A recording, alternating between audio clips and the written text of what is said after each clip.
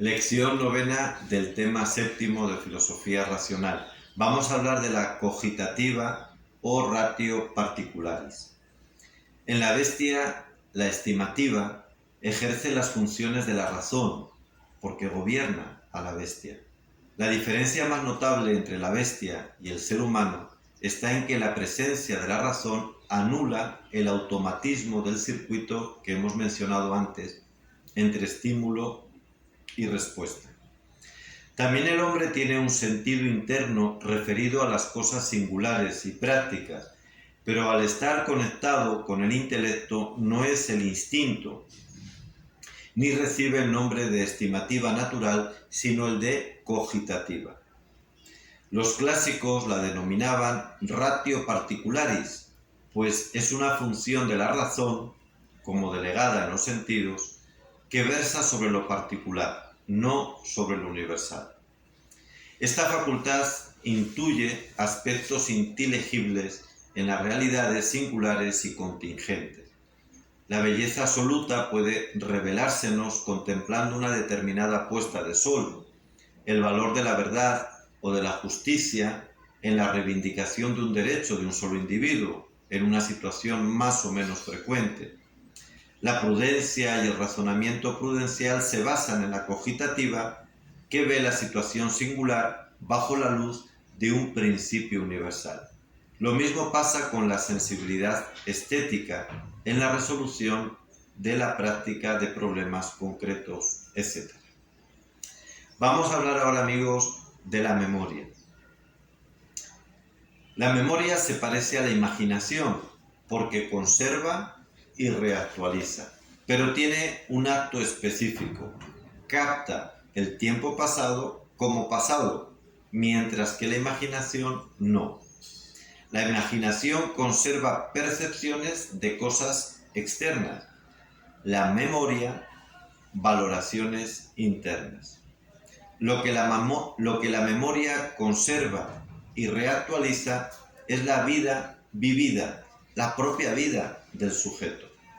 En efecto, el pasado es el de uno mismo, no el del mundo externo. Con el reconocimiento del pasado como mío, la memoria da continuidad a la interioridad, retiene la sucesión del propio vivir. Su acto propio es el recuerdo. Como la imaginación es orgánica y puede sufrir lesiones.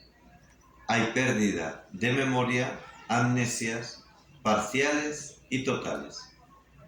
Un error de la memoria conocido por todos es el presente repetido, el fenómeno de lo ya visto, o como se suele decir, déjà vu.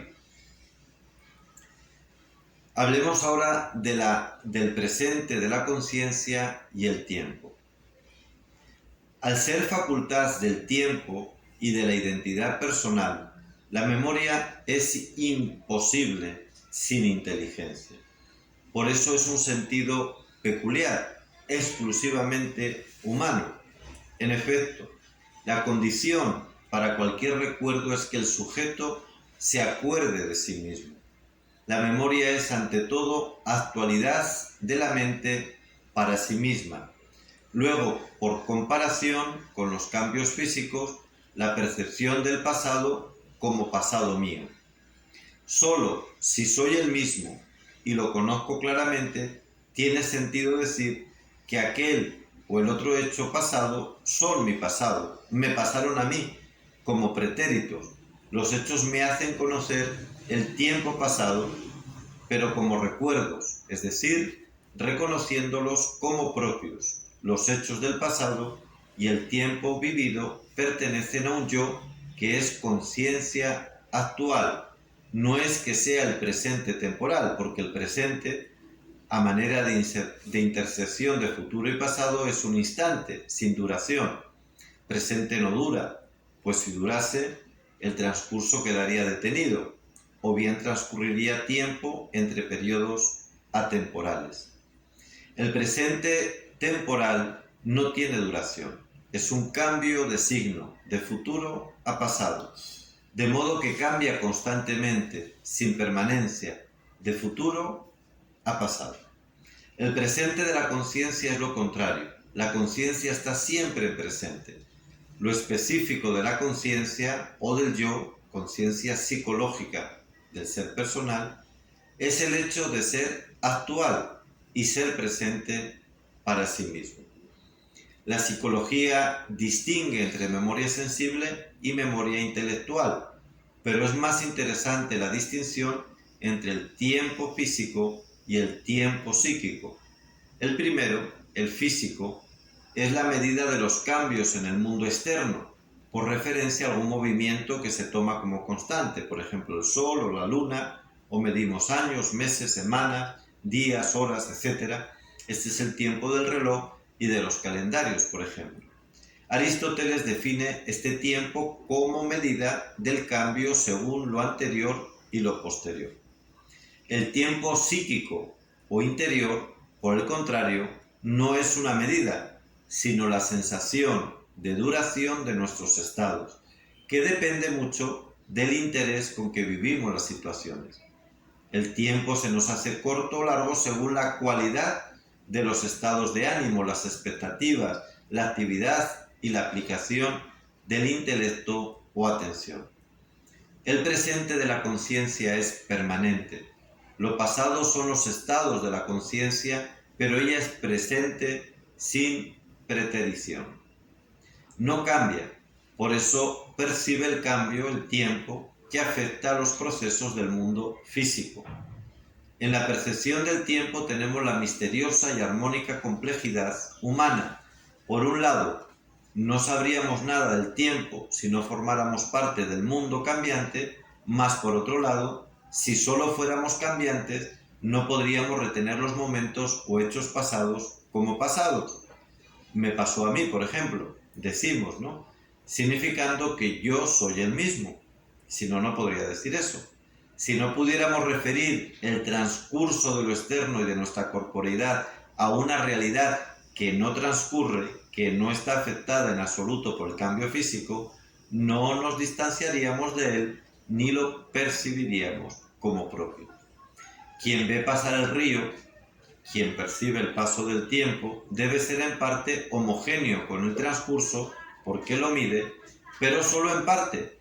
Más importante aún que esa movilidad es la extrañeza que ante él se siente. El paso del tiempo es fuente de una perpetua extrañeza, desconcierto y perplejidad, porque el hombre se admira ante él y reconoce la realidad del cambio, pero no del todo, porque por eso decimos parece que fue ayer, notando que los hechos más alejados en el decurso físico se encuentran todos presentes en la actualidad de la conciencia. Quien ve el paso del río, él mismo pasa, claro está, pero también es claro que mira el curso del agua desde la orilla, desde una inmovilidad extraña al discurrir del agua. Si la conciencia fuera parte de las aguas que se interpenetran y fluyen sin cesar, si fuera como la hoja caída en la superficie del río arrastrada por la corriente, no tendríamos conciencia del paso. La conciencia no sería diferente del mismo pasar. Quien ve pasar las aguas del río, camino del mar, se queda en la orilla. Él no pasa. Lo mismo sucede con la mente humana. La percepción del tiempo, por tanto, es fuente de extrañeza y de admiración por todas las generaciones de los hombres, porque evidencia el hecho de que la mente, nous, para los griegos, es intemporal y no física, sino espiritual. La percepción de la espiritualidad y trascendencia de la mente humana, de que no todo el hombre sucumbe al desgaste y al cambio, es una experiencia común y está en la base de todas las preguntas y en el origen del filosofar.